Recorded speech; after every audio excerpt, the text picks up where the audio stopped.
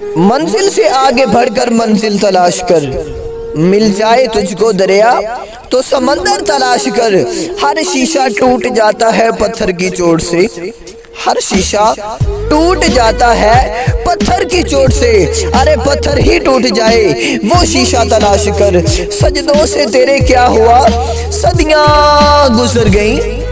سجدوں سے تیرے کیا ہوا صدیاں گزر گئیں۔ زندگی تیری بدل دے وہ سجدہ تلاش کر۔ ایمان تیرا لٹ گیا رہزن کے ہاتھ سے، ایمان تیرا لٹ گیا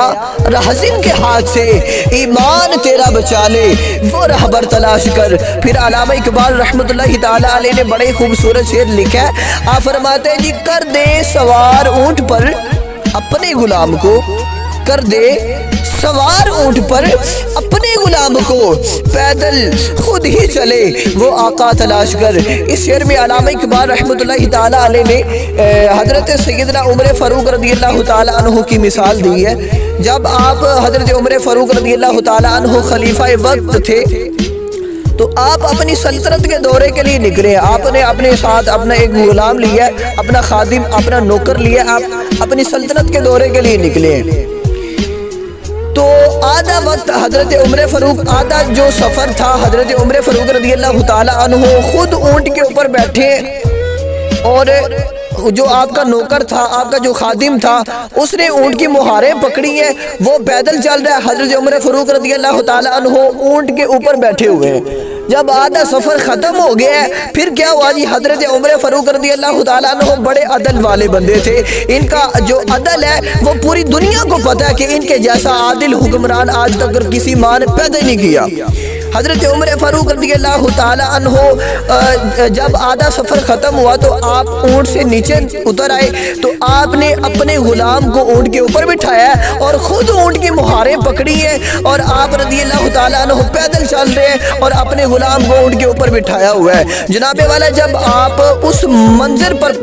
اس جگہ پر پہنچے جہاں پر آپ نے پہنچنا تھا، وہاں پر لوگ آپ کے استقبال کے لیے پہلے سے ہی کھڑے ہوئے تھے۔ جب انہوں نے دیکھا نا، لوگوں نے جو آپ کے استقبال کے لیے کھڑے ہوئے تھے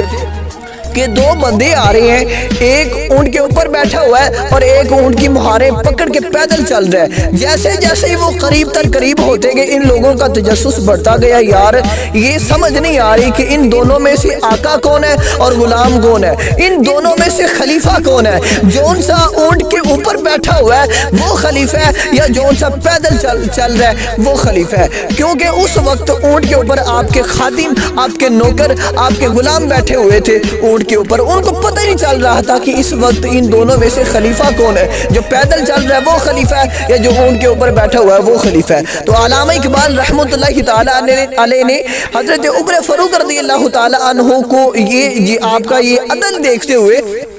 آپ نے یہ شعر لکھا ہے۔ علامہ اقبال فرماتے ہیں جی کر دے سوار اونٹ پر اپنے غلام کو، پیدل خود ہی چلے وہ آقا تلاش کر۔ پھر فرماتے ہیں نہیں تیرا نشے من قصر سلطانی کے گنبد پر، نہیں تیرا نشے من قصر سلطانی کے گنبد پر، تو شہی ہے بسیرا کر پہاڑوں کی چٹانوں پر۔ اس شعر میں علامہ اقبال اپنی امت مسلمہ کے نوجوانوں سے خطاب فرما رہے ہیں۔ علامہ اقبال فرماتے ہیں پتر تم لوگ شاہین ہو، تمہاری پرواز بڑی اونچی ہے، تمہاری پرواز چھوٹی نہیں ہے۔ شاہین ایک بہت ہی پاورفل پرندہ ہے، اس پرندے کی پکڑ بڑی مضبوط ہے۔ اگر ہواؤں کی بلندیوں سے پتھر پھینک دیا جائے نا تو یہ پرندہ اس پتھر کو جو ہے نا امیڈیٹلی فی الفور ایسے پکڑ لیتا ہے جیسے کوئی اس کے لیے یہ کوئی چیز ہی نہیں ہے، پتھر کو بڑی مضبوطی سے پکڑ لیتا ہے۔ اور اس پرندے کی جو اڑان ہے، اس کی جو پرواز ہے، یہ بڑی اونچی ہے، ہواؤں کی فل بلندیوں پر یہ اڑنے والا پرندہ ہے۔ علامہ اقبال فرماتے پتر تم لوگ شاہین ہو، تمہاری اڑان بڑی اونچی ہے، تمہاری پرواز بڑی ہی اونچی ہے۔ اور جن کی پرواز اونچی ہوتی ہے ان کا بسیرا چھوٹا نہیں ہوتا، ان کا بسیرا پہاڑوں پر ہوتا ہے، ان کا بسیرا جو پہاڑوں کی چٹانوں پر ہوتا ہے، اور جن کا بسیرا پہاڑوں کی چٹانوں پر ہوتا ہے ان کے خواب چھوٹے نہیں ہوتے، ان کے سپنے چھوٹے نہیں ہوتے، ان کے خیالات چھوٹے نہیں ہوتے، ان کی سوچیں چھوٹی نہیں ہوتی، ان کے خیالات بہت بڑے ہوتے ہیں، ان کی سوچیں بہت بڑی ہوتی ہیں، ان کے سپنے، ان کے خواب بہت بڑے ہوتے ہیں، اور جن کے خیالات بہت بڑے ہوتے ہیں وہ ایویں بزدل نہیں بنے رہتے، وہ کمزور نہیں رہتے، وہ کاہلی نہیں دکھاتے، وہ دن رات ایک کرتے ہیں، وہ محنت کرتے ہیں، وہ اپنے گول کو چوز کرتے ہیں، وہ اپنے جو ہے اپنے خواب کو اپنی آنکھوں کے سامنے اپنے ٹارگٹ پہ رکھتے ہیں اور پھر اس پر اپنے آپ کو لگا دیتے ہیں، دن رات ایک کرتے ہیں، محنت کرتے ہیں اور نتیجہ اللہ تعالیٰ پر چھوڑ دیتے ہیں،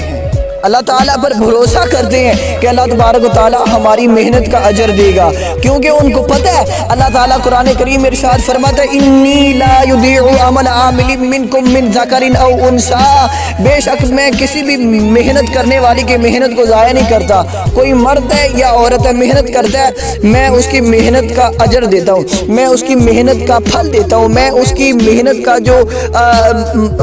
ثمر بنتا ہے میں ان کو عطا کر دیتا ہوں، میں کسی کی محنت کو ضائع نہیں جانے دیتا، کوئی کام کرتا ہے، کوئی محنت کرتا ہے، کوئی سٹرگل کرتا ہے تو میں ان کی محنت کو، ان کے کام کو، ان کے سٹرگل کو ضائع نہیں جانے دیتا، میں ان کی ایفرٹ کو ضائع نہیں جانے دیتا، میں ان کو نواز دیتا ہوں۔